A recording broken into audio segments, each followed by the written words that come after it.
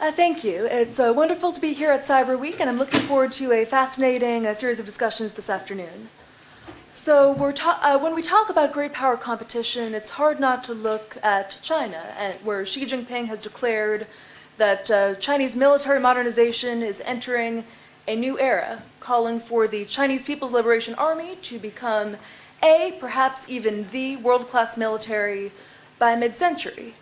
And when Xi Jinping talks about the China dream, it's often clear that the dream of a powerful military is an integral element of that agenda moving forward.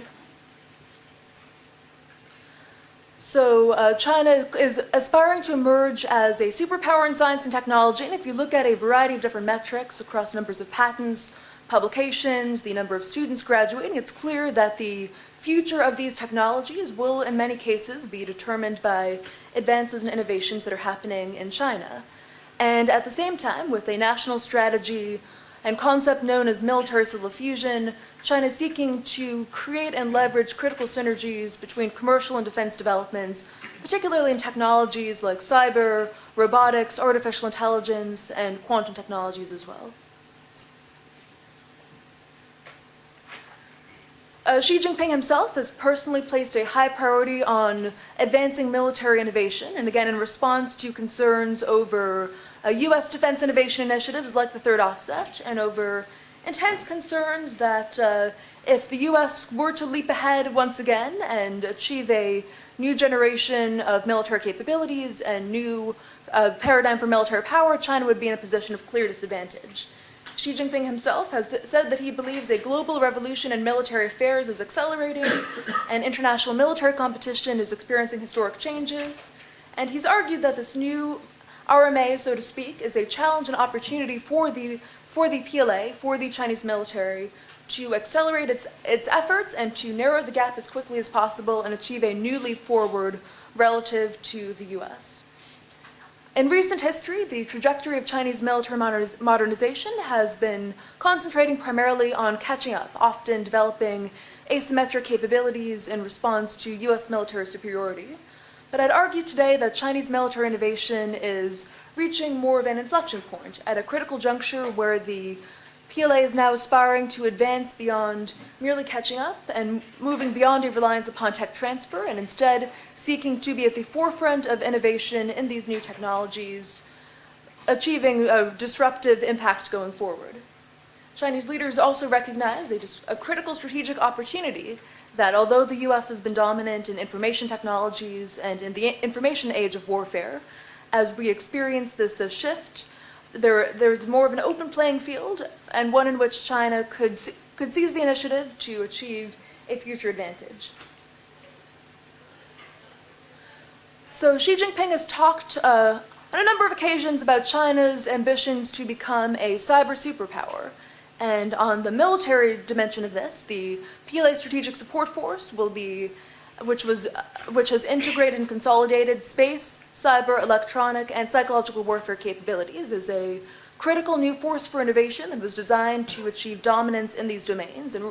reflecting as well a remarkable sea change in a military that's often thought of as resistant to such innovation. They've integrated elements from a number of different departments into a space corps and a cyber corps, so to speak, that are linked to two different departments that are tended to leverage critical synergies among these domains of warfare, and also as an incubator for starting to build up and develop new strategic capabilities in what the PLA sees as new strategic frontiers and commanding heights of warfare in space and cyberspace.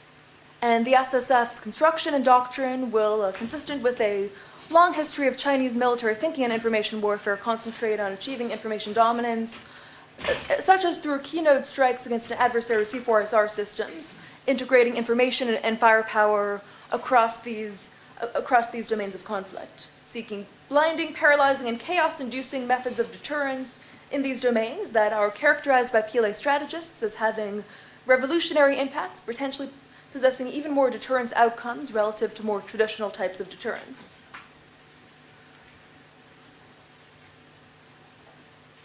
At the same time, the Chinese military is looking ahead to artificial intelligence, a technology in which China has declared in its plans and strategies its ambition to lead the world and emerge as a premier global innovation ecosystem. And again, if you look at a lot of the metrics and indicators out there, from the dynamism of major Chinese companies like Baidu, Alibaba, Tencent, and iFlyTech that are already at the forefront of AI development, to some early experimentation and capability development within the Chinese military, we are seeing we are seeing a focus on the potential for a military revolution in which China could be at the forefront. Lieutenant General Liu Guozhe, who's the director of the Central Military Commission Science and Technology Commission, which is very roughly a Chinese analog to DARPA, so to speak, has talked quite openly about the fact that China must, facing these disruptive technologies, try to seize the initiative and take this opportunity to make a sharp turn in its developments and disrupt, lest it risk being disrupted by parallel U.S. efforts. So, in many respects, artificial intelligence will be an enabling technology. There's been a fair amount of talk and concern over an AI arms race, which I think is premature at this point, and I too don't fear the killer robots, at least not yet. But I think clearly we are seeing a range of different military applications of AI that could really enhance capabilities across everything from intelligent and autonomous unmanned systems, where we've seen Chinese demonstrations of swarming UAVs and recently even a shark swarm of unmanned surface vessels at sea. And it's probably not entirely an accident or coincidence that the Chinese Military Museum, in a small exhibit on future warfare, has a depiction of a swarm combat system going up against an aircraft carrier. So the asymmetric advantage that these sorts of capabilities could confer going forward are very much at the forefront of Chinese thinking on AI. And of course, as we've heard in intelligence, surveillance, and reconnaissance, from data fusion to information processing and intelligence analysis, automation machine learning will be impactful as well. PLA, given some of its past struggles with logistics and precision maintenance, is looking to leverage AI here as well. And I think interestingly, the PLA, given that it lacks actual combat experience, is also turning to AI with the hope of gaining greater insights about future conflict in the military balance, such as through wargaming simulation and training.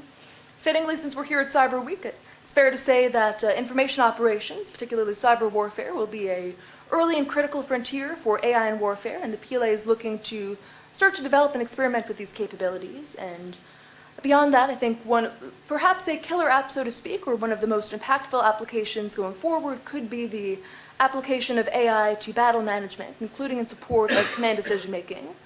which is a priority for Chinese military strategists and researchers who look to AlphaGo's defeat of Lee Sedol in the game of Go as an indicator that future AI technologies could develop tactics and stratagems beyond what humans might conceptualize, and also gain an advantage in speed and decision superiority on the future battlefield.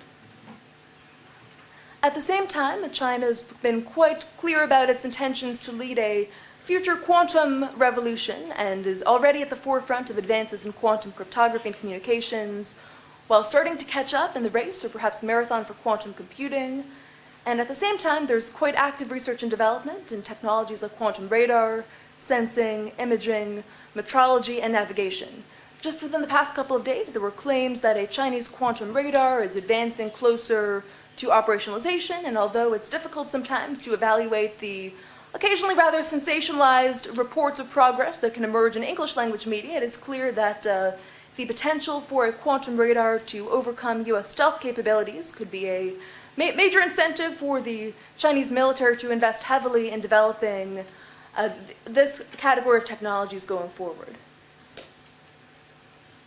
So I think it's quite clear at this point that although the U.S. had set out to offset rising Chinese military power with the third offset strategy and related defense innovation initiatives, China is now seeking to seize the initiative. And although in recent history, U.S. military technological advantage has been integral to military dominance, China is catching up and seeking to take the lead in a number of the very same technologies that the U.S. national defense strategy just identified as critical to how we might fight and win future wars. U.S. innovation dominance in these strategic technologies, which are increasingly developed by the commercial sector, is not assured and can't be taken for granted given some of these trends in research and development within China. And as we look to the future of strategic competition and perhaps the future of warfare, it's clear that the Chinese military intends to be at the forefront of innovation and experimentation and seeks to pioneer some of these new paradigms of military power and emerge as a true peer competitor in ways that could disrupt the current military balance in the Indo-Pacific and beyond. So I hope this has been a reasonable overview of some of these current trends in Chinese defense innovation across a range of technologies, and I am happy to continue the discussion going forward, and thank you again to CYBERWEEK.